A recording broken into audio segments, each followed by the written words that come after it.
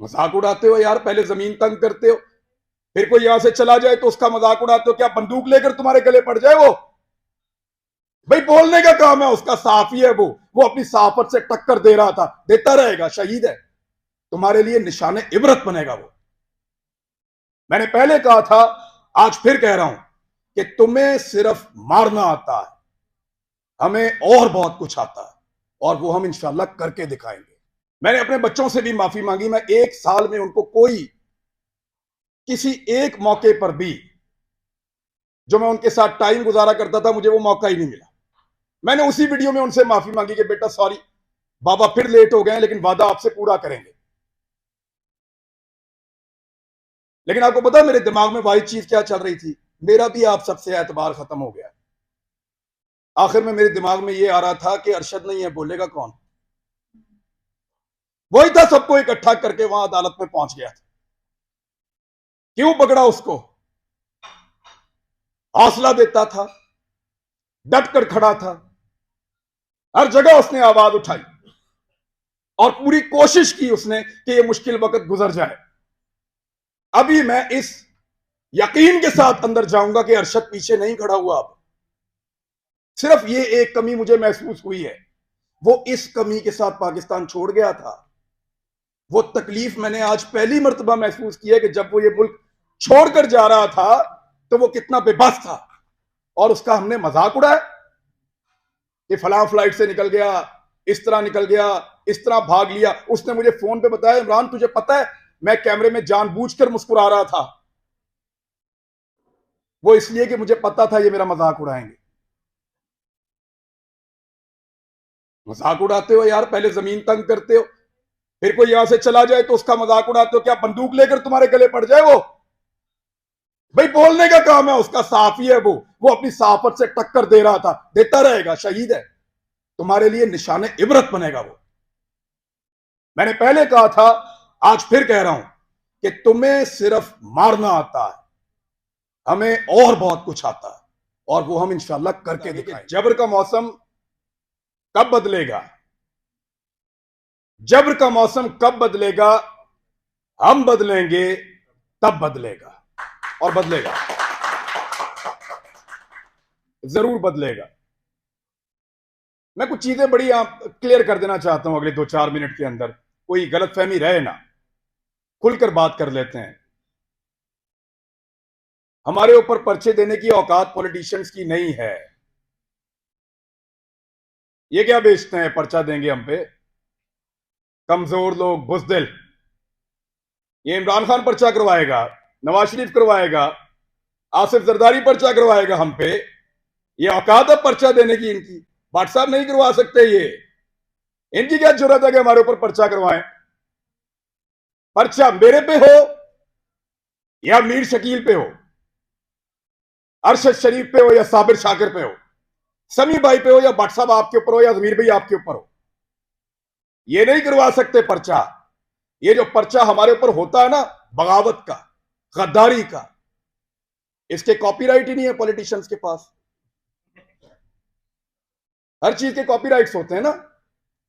ये जो रियासत से बगावत का और गद्दारी का मुकदमा है, इसके कॉपीराइट इन सियासतदानों के पास नहीं है, वो इनके अब्बा जी के पास हैं, पाकिस्तान की एस्टेब्लिशमेंट के पास हैं कॉपीराइट्स।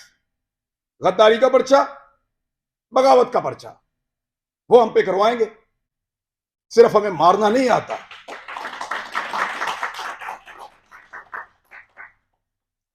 दबा दबा के, दबा दबा के, और जिसको दबाया एस्टेब्लिशमेंट ने दबाया। अहमद मीर का प्रोग्राम में बड़ा खुश था उस दौर में जब बंद हुआ, क्योंकि हम भी एक अजीबोगरीब दुनिया में रहते थे। मार्शल उलूम की किताबें पढ़ के आए हुए थे, लगता था सारे हीरो हैं, एस्टेब्लिशमेंट पाकिस्तान की बहुत वफादार है। सच्ची बात है, किसी की आंखें पहले खुल गई, किसी की बाद में खुल गई, लेकिन अच्छी बात है खुल गई। लेकिन मफादात की पट्टी बांध के कभी आंख बंद नहीं की, अल्हम्दुलिल्लाह। कभी इसलिए आंख बंद नहीं की कि मफादात की उसके ऊपर पट्टी बंधी हुई थी। जब मुतीउल्लाह जान पे हमला हुआ, मैं क्लिप आप सबसे शेयर कर दूंगा, मैंने मुजम्मत की। वो बच्चा जिसके घर के अंदर घुस के मारा, जिसके साथ आपका केस चल रहा था, मैंने मुजम्मत की।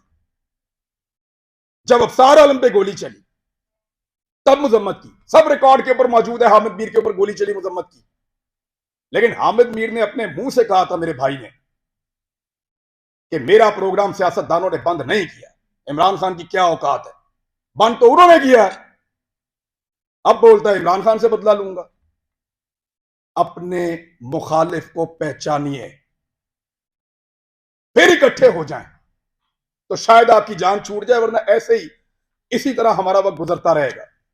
मैं सिर्फ एस्टेब्लिशमेंट को एक बात कहना चाहता हूं कि हुजूर, आपका मर्तबा, आपका रुतबा बहुत बड़ा है। ये बहुत छोटे छोटे काम है जिनमें आप पड़े हुए हैं। ये छोटे छोटे काम हमें करने दें। एतबार करें हमारे ऊपर कीड़े मकोड़ों पे, हम गद्दारों को ये मुल्क चलाने दो।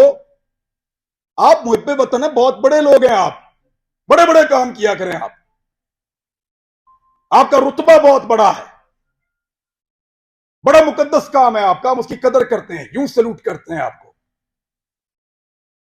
खुश होते हैं आपको देखकर। लेकिन ये छोटे छोटे काम हमारे लिए छोड़ दीजिए, हमारे लेवल पे मत गिरिए। आप बीच में से निकल जाए ना, तो इन सब माफिया को हम संभाल लेंगे, मीडिया वाले। बस आपके खिलाफ बोलने को जुर्रत की बात नहीं है, दिल नहीं करता, खुदा की कसम दिल नहीं करता, खुदा की कसम दिल नहीं करता। डरते वरते नहीं है, पता है आपको, बुज़दिल नहीं है हम। क्या करोगे, गोली मार दोगे, मार दो। डरते नहीं है तुमसे, तुमसे प्यार करते हैं, तुम्हारी कदर करते हैं।